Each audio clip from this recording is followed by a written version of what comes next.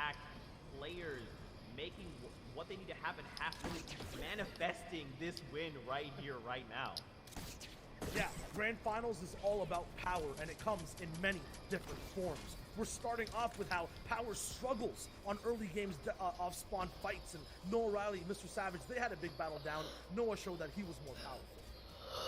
And it's all because Benji scares Noah into going somewhere else, but into somebody who might end up struggling because of it. Benji, though, saw a sign of weakness, and because of that, he will pounce, try to grab more space. Kiriachi looking in the background, and Benji knows, and he will hunt. This is one of the best players at fighting in the early and mid game, and Benji is not scared whatsoever. Yeah, Power vacuum basically here over at Slurpy Swamp, and Benji gets in the box with style, breaks through, hits a big shot, and shows his power afterwards as well. And is that show of power, is that show of confidence something that we're used to seeing out of Benji? I say yes, but it might be overconfidence as he pushes a fight against one of the best players in the world. Now we're switching over to Flois, and for him, it's a shift. Yeah, for him, he was holding power in game number 1, continues to, dropping down Froggy, who was in second place on the leaderboards at the time, but holding power sometimes comes with a cost. He loses it over to Advise, and we see one of our new players who are in that second place slot. Second place for Hen after a very good game number 1, and follows it up with a pretty decent game number 2, a 10th place for him, but a couple of elims to boot. And that will put him where he needs to be if he wants to grab that crown at the end of the day, the ultimate sign of power. He falls in 11th, but that's at least solid enough.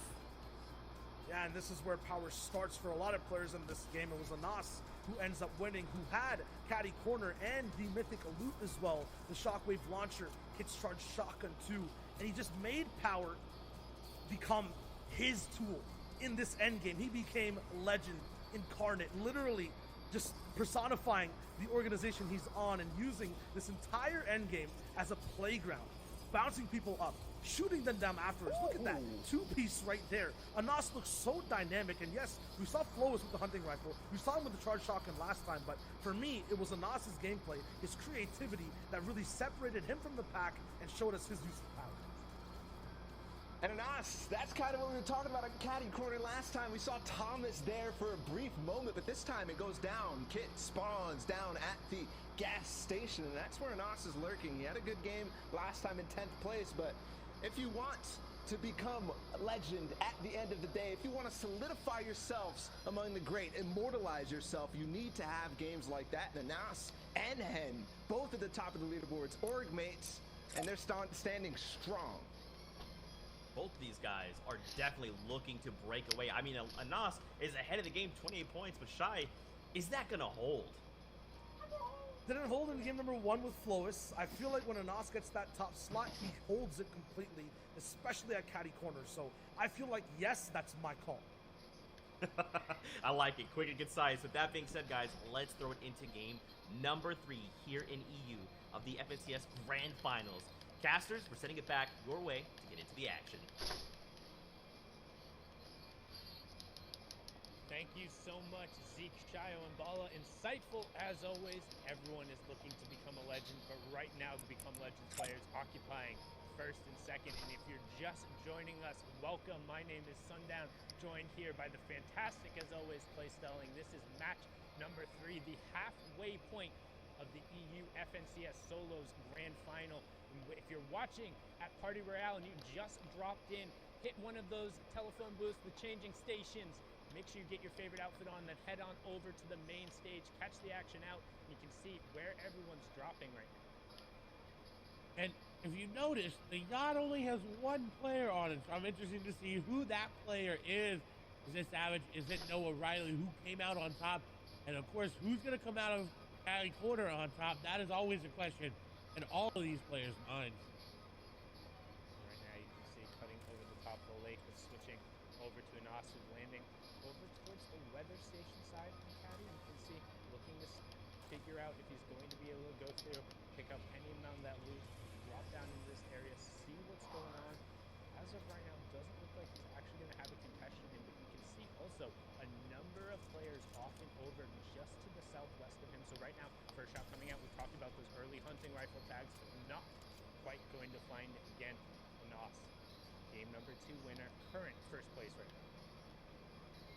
And he's in a very good spot to keep that first place, but Hin right behind him. You've got to keep our eye on that elimination feed for that come up as well. If Hin only 3 points behind is able to make a play to start to make the ground up, is the deal going to get some nice shots there. The Doug Splashes though are going to get that player up. The nice edit is going to drop the player down. The edit around as well. He's got him boxed up, but the fish is going to escape as the deal. Looking to crash pad on in, using the jump there.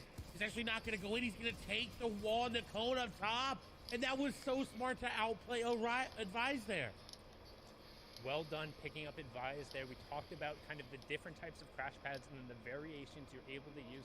Him jumping up prevented him from falling in. So then when Advise went to exit, the situation got picked up. But now over to Slurpy Swamp. We watched this fight happen last time. Benji aggressively pushed Kiriachi, saying, no splitting going on here. This is my side. But Kiriachi now looking to be the predator instead of the prey and closing in on Benji as he's hitting the slurp barrel. So wants to kind of resolve this beforehand. And now box to box. How do two of the best players in the world close out this box fight? Do they look to take each other on, or are they just kind of trying to disengage the situation? Right now Benji's saying, hey, I need more mass if we're going to go toe to toe. He disengaged perfectly, got up, and is out. I also want to point out 35 of the current players also competed in the FNCS Invitational Finals. So they've been here before. They've been in this grand finals. They know what to do, especially these two players on the screen right now. As Kiriachi is going to take some damage there from Benji, who is keeping that pressure up with that rare tactical shotgun. And now needing to find a creative way inside. Kiriachi actually went up and around the shots going through, exchanging high ground and exchanging shots. Benji takes a nice tag there on the Kiriachi. He still has yet to take any damage himself. Kiriachi is still pushing. This is exactly what we expect from him. And Benji baiting him to drop down. Kiriachi was ready. The back and forth going in favor of Benji right now. Kiriachi keeping the pressure up. Benji going to get tagged up a lot there because he couldn't build the floor. Trying to pickaxe for that code as the edits come through. Benji going through old builds. This is really good, but once you reset that metal, it is very, very weak and it's easy to hit. Please put some distance in between him, Kiriachi, and Dominius Snipe. I was supposed to say Dominius Snipe. Hearing the action going on, wants to take a peek inside, but he very well knows who's there. I'm not sure you want to jump on into that pond. Don't want to get boxed like a fish between those two. It's more like getting boxed between two sharks. A rock in a hard place. Pick which one and who's who, because Benji, right now, just again, looks like he's done enough to fend off Kiriachi. You say, how long are we going to do this for? How long are we going to burn maps and just sit here and force each other back? Because both of these players are good enough to hold the other off, or at least make them pay for it if you don't get that initial ambush off of the start, which is why you now see Kiriachi kind of backing up a little bit, making sure he gets some maps before heading back in towards Benji again, looking to potentially respark this engagement. And I'm not surprised from Kiriachi. He is very, very aggressive, but we'll have to see if that turns out in any of their favors. As Seventor now being aggressive onto Diablo. Diablo's going to get the initial shots there, and now Seventor can disengage if they want to, but on the edge of zone, really hard to disengage because you're trying to run away, then you're just going to get shot in the back, and it's just unfortunate there. So box to box, diagonal to diagonal, Diablo and Seventor looking to do a little peanut butter edit, looking to get that jump shot there. Seventor looking to get any sort of wall take back, and he does, but Diablo ready for it. The shot comes through the quick reset there, going to get the tag in favor of Seventor, but still not as much HP there as Diablo. His shots are still coming through. He does pop a mini. Continued back and forth over these peanut butter edits. That's that triangle edit that you see as he goes in. He goes aggressive with that crash pad, but Diablo was ready for it. Did you see how many edits he had, how many space he had in between him and Seventor? He was predicting that perfectly, but Seventor's ready for the edit. He's ready for Diablo hopping up, and he said, you know what, I'll bait the heel out, but I'm going to get that elimination. Yeah, and a really good job from Seventor there, baiting Diablo into something that he had owned and then committed him to the fight, caught him with the builds out, and then following up with the tactical shotgun. And it's really fruitful to resolve that fight because there was a player boxed up right on the edge of zone who would have been able to rain shots down. And again, if you are just joining it, there's the format on the right-hand side. You can see first line of placement points coming through, top 75, next one at top 50. Then it's every 10 players to fall until we reach top 25. Then it's every 5 players until you're into the top 3. So definitely want to be making those end games, but also 1 point per each elimination as Carrot will pick up Phoenix there. Will also get a point, and that's a second elimination. And he may may have taken coolest out of his name, but right now he's the coolest of the authority, picking that elimination up. He's been very, very good. He actually, I believe, one of the players that came through the open track of the FNCS Invitationals. That happened a couple months ago, but still maintaining prowess over the authority here. He was here back when it was the agency, so dominant performance from Carrot. He's also got the zone there as well. You see him already building up and refarming. In Misty Meadows, however, Ardent looking to set up an ambush like we talked about, hiding in this little upgrade room. See if he can catch anybody waiting to upgrade their loot. He's got a great charge to do it with a legendary at that. And look, somebody is taking the bait. They're coming into the house. The question is, will they open it? He set a trap up perfectly. He set a trap up, but he put a wall. Griff put a wall there. The peppers, the shields, everything being popped there. Ardent, no, not going to be able to spring the trap as Griff was ready for it. And Griff turns the tide.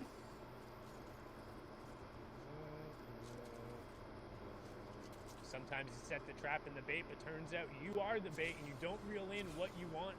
That's what we talked about. He was looking for a slurp fish and instead pulled one of the loot sharks there. Griff turning it around after a rough game number 2, getting eliminated pretty much basically off drop. Ardent trying to spring a little bit of an ambush there, but instead going down. So good job on Griff, who we saw also had a very, very, very impressive run in order to make the qualifier here, but now on board with the 11's Tayson, player who we saw be super successful in the heats yesterday. Problem is he hasn't necessarily really converted it today. Consistently seen him towards the top. He was actually 7th coming in, so not doing too bad today, but probably also a little bit outside in terms of the placement that he would be wanting, averaging a top 27 placement and 5 elims total across the 2 games. And I think that may be due to the amount of loot that he's getting. He isn't teaming with 2 other players. It's really, really hard to find all that loot. And you see it in his inventory right now. He doesn't have crash pads, but that common AR is not going to net you a lot of elimination. He's going to have to find a way to upgrade that, whether that be through an impact elimination or finding one naturally. Because it seems like this is the open side of zone, and that meaning there's not that many people all around him. He's got a little space to work with there. When he doesn't have that much space, there's a lot of players nearby. Bad Sniper. He does have 15 points, a decent first couple of games, but not where he wants to be. There is a player nearby. He's got to be careful with the sniper. If he don't have it, he's going to turn the beams back onto him, but not going to hit it. He's only 22 above Storm Surge, and that is nowhere near safe. As you see it already ticking down to 19. Yeah, and that Storm Surge special on the right side of your screen there. The number for zone number 3 is 70, so currently 17 players have to go down. Bad Sniper will be starting to look for tags here, but also doesn't necessarily want to overbuild himself too much because he doesn't have a ton of materials and he is out in the open. So if he has a lot of players who often end up spamming towards him, it can be difficult. He's not in the safe zone yet, and now only 4 above. We talked about how kind of that threshold just keeps on ticking, so he's trying to trade some tags out, get himself above. We have Ovation Arion and Smudge closing in on him, as well as 2 players already in the zone coming back, and this is going to be key. And he got it! Huge tags and the Elim coming on to Meta Shrimsy. Super unfortunate, using the crash pads desperately trying to get in zone, but even with those tags, only 62 above. And you can tell he's not happy with it. He's already looking to move into zone and set up for another couple of tags because he's going to need it. The 62 above just turned to 60 above, and it's going to turn to 52 above. And you're going to start trickling down that leaderboard as everybody near you looks to get eliminations. But Bad Sniper maybe looking to set up an ambush here onto Keswick. Will be a snipe nearby Sky there as well as a sniper shot is going to rain there. Not actually going to connect onto anybody, but Snipe looking to be aggressive on his tags. Again, is above Storm Surge, but not by much. As we see Lechy face down the premises limit there. Snipe, though, has a very good position in zone. He can rotate to his right or his northeast there to really make a play on that side of the zone. His shots are going to go through. He heard that sniper shot come through. That player got tagged up by everybody, and Ophacia's Arion is going to fall down. To a single shot going through there, and we talk about it. You miss 100% of the shots you don't take, and it's sometimes worth just throwing the AR bullets over, both for Storm Surge tags, but you might get a little bit of that RNG on your side and pick up the elimination. Somebody else did most of the work, the hunting rifle shot coming through, but he'll be the benefactor there as Kinzel now is going to put some pressure here onto Flopper Michael. Again, a number of players still under that Storm Surge tag, so you can expect the passive players to push through Storm Surge will impact the players who've done the least amount of damage to opponents. But Flopping Michael punishing Kinzel there, who was under that pressure, as 4 more players will need to go down before it turns off. Controller 007 picks up Maestro. Gambit's Moaka also goes down, but you can see Flopping Michael also under pressure here. He was the player who had the brilliant crash pad play yesterday. Can he set up another one here and end up converting, as now we're going to swing on over to Anos, get a nice little replay, see what's going on here. Chaining the crash pads, landing directly on top of the player and catching him over on the side. Sven, what are you doing? Cover your back, man. You can't be doing that on the edge of the zone. But Anas pushing himself further out towards the lead. Don't forget, he was in first place with 28 points, now sitting on 30, courtesy of the elimination and the first place in push. Very great play from Anas to realize that he was being ambushed here as well. They quickly got out of the situation. Now Andy looking to be aggressive and looking to push. The shots are still coming through. Anas continues his dominant solo performance. He plays 16 in the solos FNCS Invitational and 9th in DreamHack. And he's recently been turning online, in these last couple of months. It's been really great to see him come into someone who could become a legend, especially after being picked up by that organization. This disengage, though, it nets him a lot. He's able to refarm some of this metal as well if he wanted to hit that fence there. Refarm a lot of this wood as well. Benji picking up an elimination is good for him. But Anas, while he was in a good spot, now he's being pinched by these players. And I believe he also had a pretty solid performance at DreamHack Anaheim, flying out to that win, making it to the grand final there, but now hopping on board. Another player who was there, Bad Sniper, though, under pressure from Atlantis' Lecce. Trying to get in the box, Bad Sniper disengaging, does have plenty of shields and floppers if he can make the space. However, now in the zone, and that's a 2-tick zone that as soon as it passes over and it closes, it's going to go to a 5-tick zone. So Bad Sniper is going to have a lot of the pressure here in terms of having the chug splashes and having the floppers compared to Lecce. Don't know his loadout, but doubt he has as much heals as that, and going to be punished there. Yep, no additional white heals coming out, so the Siphon really beneficial for Bad Sniper there, and he has a relatively clear path to the zone now. You can see on that bottom right-hand corner, only 1 or 2 players who are going to be in as well. And that's always unfortunate, is getting eliminated in zone as you're just trying to rotate through. As Anas doing the same. He's got white heals, but it's only in bandages, and he is popping them this time, but he's got to be careful. This elimination will net him so much. It'll give them loot, and if that player has any white heals as well, it'll be so good, as Andy is staying more healthy than Anas. The zone, once it closes, like you said, 5-tick, and now it goes down. Shots are going through between each other, and Andy's got that flopper. He's going to be able just to outlive Anas here, unless Anas makes a play, but no, Anas going down, and that's number 1 out of the game. Anas being taken out there, the pressure from the storm, the 5-tick zone. Andy eating all the cabbages, knows exactly where they went, directly into his stomach there. Also has the floppers and the bandages as well. So I'm actually going to argue that he should have used the bandages there and allowed the cabbages to tick himself over the top, but instead going to pop that flopper, going to limit some of his mid-game and later game options there, but opting for safety as now swing on board with Reason. Relatively solid performance, was in 9th coming into this game, currently sitting on 18 points, and has a decent loadout for the end game. However, a long rotation he's going to have to make here. And he has no crash pads and only 1 pepper. He's going to have to get creative with it, whether it be third-partying this fight. We did see Scram fall. Rezon just going to hop in, and that's going to be PZH, who is not expecting it. You have to reset those falls. You cannot afford to make those mistakes right now.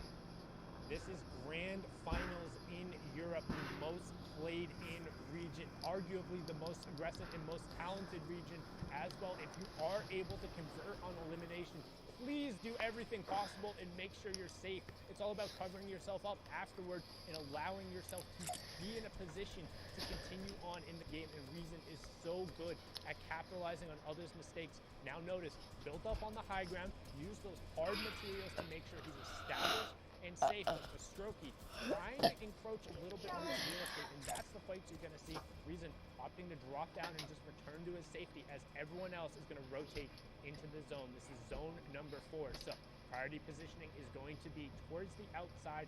We're going to be keeping an eye on who ends up going towards high ground and then who is slaying out on that low ground. Easy able to make it here. Another player able to make it into this end game is going to be Savage. And with that off-spawn elimination on the Noah Riley, I'm assuming that elimination there, Noah Riley went down early. It's gotta be Mr. Savage taking him down, but you see that is coming through. Nice and pick up there by Savage, but someone trying to capitalize on him. Scott's coming through. He's gonna pick up a double. Heatsy gonna go down. Queasy gonna go down. The pressure's not done yet. The Crash Pad's coming in, and the Crash Pad master, Mr. Savage, gonna be able to pick some up there. And he's ready to fight. He's ready to go aggressive, but someone on top of him gonna be bad sniper there, trying to box the box. Steady there as well. Savage really needs to make a play to get out of this. Going up into an old build will get him out for now. And what a